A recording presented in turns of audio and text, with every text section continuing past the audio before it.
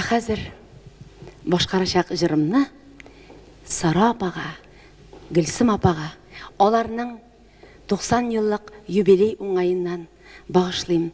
Нәк чәчәге халык кие.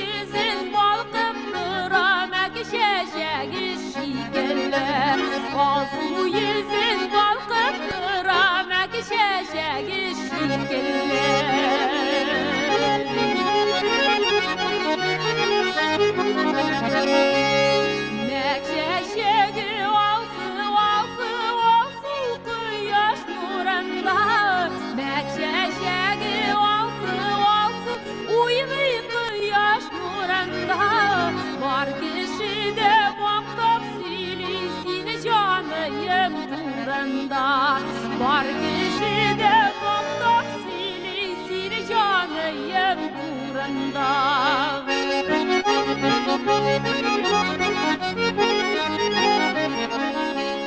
Ne çeşegi oldular. Ne çeşegi oldular. Yüzünü sırpın bir karasan yüreğine yoldular. Yüzünü sırpın bir karasan yüreğine yoldular.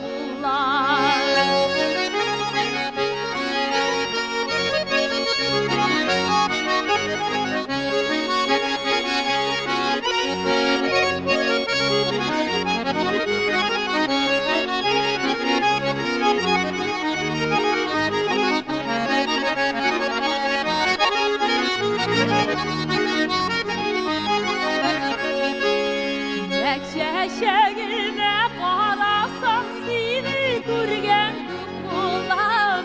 Ne çeşeğine qarasam seni görgen bulam. İki gözüne qarasam basqan yerden yok bulam. İki gözüne qarasam basqan yerden yok bulam. İki gözüne qarasam basqan yerden yok bulam. İki gözüne qarasam basqan yerden yok bulam.